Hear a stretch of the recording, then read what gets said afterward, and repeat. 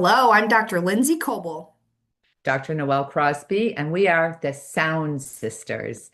And this is Hearing Diaries number, I don't know, I lost track We've already. lost track.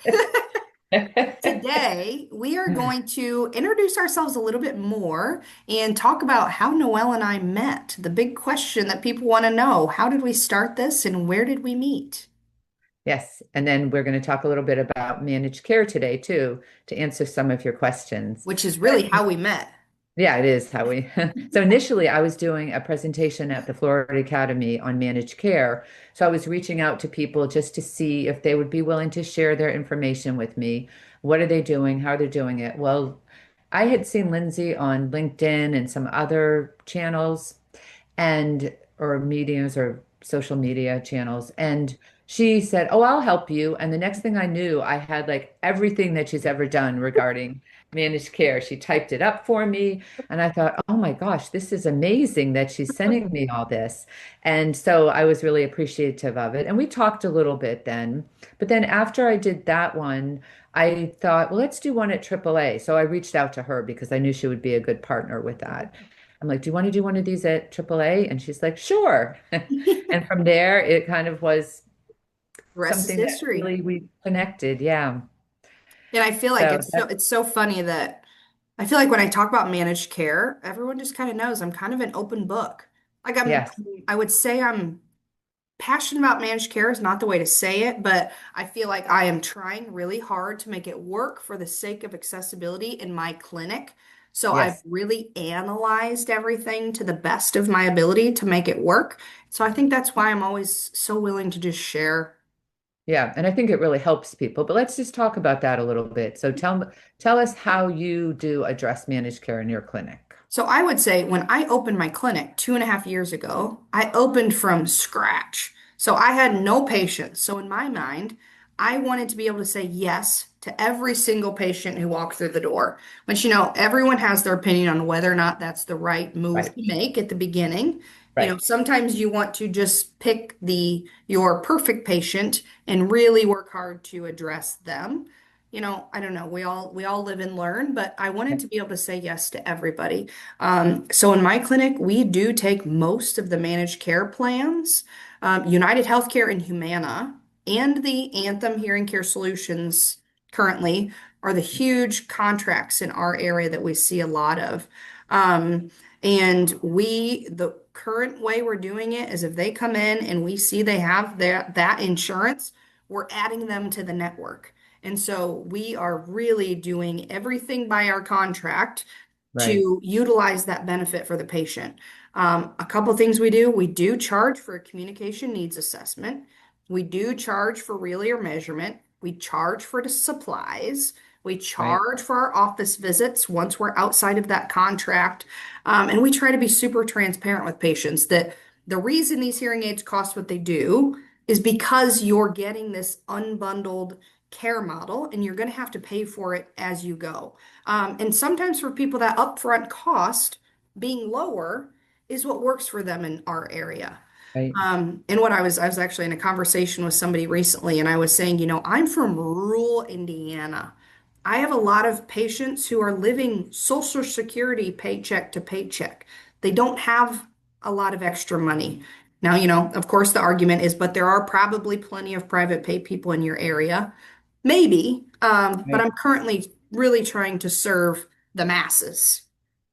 Yeah. And I know you've grown a lot too. Like since we first talked, you were by yourself, I think, actually. Probably. Yeah, And probably. now you've Yeah. got a Now we have bigger two more staff. audiologists. Yeah. Yep. Two And you're more finding audiologists, one more ways. front desk.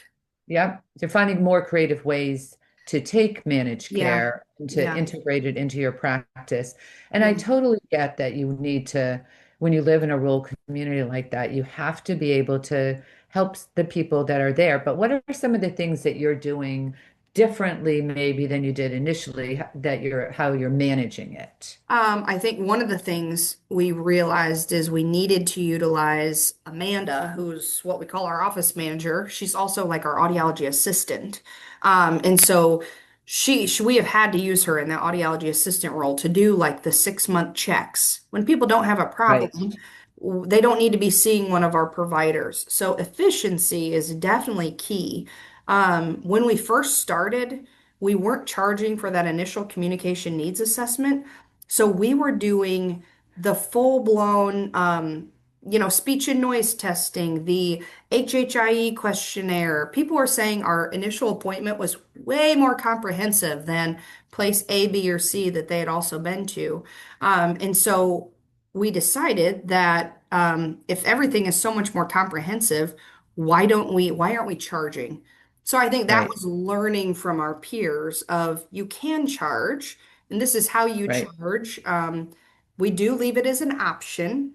If someone declines, we just shorten that initial visit and we do a straight 92557. So I know some offices require it. We don't. When I first opened, we weren't charging for supplies, but Oh, you weren't? I didn't realize that. some of our vendors were giving us supplies for free. Well, Right. then that all kind of changed. And so if they're charging us, we're going to charge the patient. Uh, Yeah.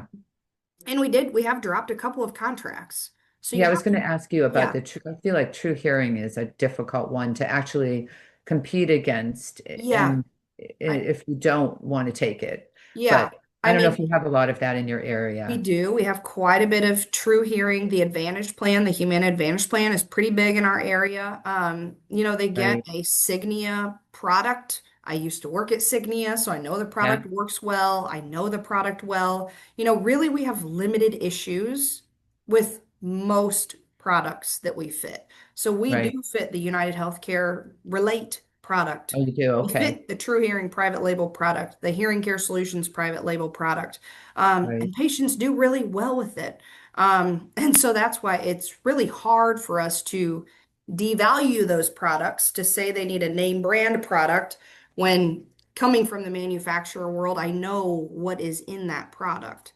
Right. No, Yeah, it's not a bare bones product like some yeah. people Yeah, say. I Yeah. mean, when you pull it up to program, it programs really well. Right. But, at the end of the day, the office has to be profitable. So even if it's a good product and the patients do well, and it's affordable to them, if I'm stressed about how much money I'm making, it's not a good business model for me.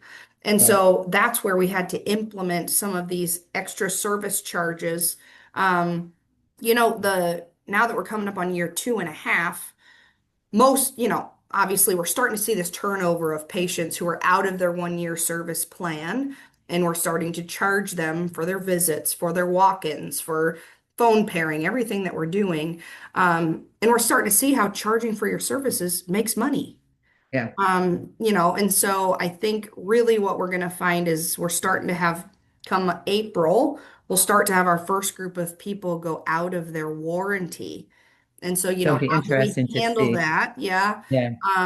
We haven't, honestly, full transparency, we haven't been great at doing the service plans when they're out of their 1 year service plan. We have a Right. couple patients who do pay because they're frequent flyers. Um, but that's something now with this new United Healthcare Yeah, I was change. going to ask you what you thought about Yeah, for that. the service plans, that's something we're going to have to really analyze ourselves of where does the profitability come from and is it sustainable or not? Um, Right. yeah, yeah. It's a So lot to think about. It is. And I know that, everybody has to make a decision for their own practice. And maybe as you grow or as things shift a little bit, you may find different ways to take it as yeah. well. Or you Well, may and I decide, well, think, this company I don't want to take, but this one I right. will, or And things change all the time. Like we said, right, look at this change United Healthcare has had in their plan where they're off, your payment for the product is taken away from technology level. You get paid the same, no matter what technology level they right. choose, you get paid by the service plan. Yep. And so, that's a clinic by clinic decision of do you offer all three options? Is that a profitable avenue for you to go down? Um, Currently for us, my brief thought off the top of my head is I think we should be getting paid for our service in a scenario like that. It shouldn't be tied to the product because we're Right. doing the same amount of work, no matter if we fit a Relate Silver or Yeah, I've premium always thought product. that too. Yeah. So I don't hate the shift to the service plan idea. It just has to be profitable. So, Yeah. for my clinic, where I said we do fit some of the Relate Silver or Relate Gold, our 1 year, if they do a 1 year service plan, the amount we're getting paid is more than we have historically. Before. Yeah. And so the 3 year service plan might be a bit of a stretch of is that not quite enough to make it make sense for 3 years? But every clinic's different. Yeah. Um, Yes, we'll have to revisit this conversation after it's been out for a while yeah, and see how you've what's managed working. to, Yeah, because also I feel like it has taken away the clinic's choice of right. if they want to offer, like before, the clinic could offer a service plan and at any amount or do fee for service of their usual and customary fees. So Yeah, I feel like it's kind of given United Healthcare a little bit more control yeah, about what people or the clinics are allowed to charge. So I'm not sure, what I think of yeah. that. I think again, every company is making decisions that they think make sense for them and their Right. customers and patients that they serve. Um, I think it also adds the confusion, kind of like the Right. discussion we were just having, adds a bit of confusion of, what is your clinic service plan versus what's the service plan through United Healthcare and why go one way versus the other. It's going to add confusion. Yeah. Um, so yeah, let's talk about this in about Yeah. a year and kind of see where we're at. Maybe even sooner, because I I wonder know. some of the other companies will also start adding those service plans to Yeah, their, if this works for, and also, isn't this just really with the AARP it in is. It care? So is. it's not with all the different Right. programs. So they're starting it with the AARP supplement plan, which we don't see a ton of. We definitely see some of it. Um, so yeah, it'll be interesting to see where patients find the value too, I think will be interesting. Like, do Right. patients find value in that 3 year plan? Or do patients, if everybody is picking the 60-day plan, Yeah. that'll probably be a problem. Yeah. So yeah, It'll be interesting. yeah, it sure will So be we'll interesting. see the Yeah, next I, time. I think if I've learned anything in the 2.5 years and where my mindset is around managed care and office profitability, every office is so different.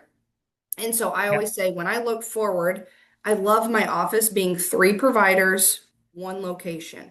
So Yep. the busier we get, the more we're going to have to pick a lane of what's most useful of our time and what's most profitable for us as a practice. Yep. And your decisions kind of change. And Yep. so I'm always open to what people think works for them. And every office is so different.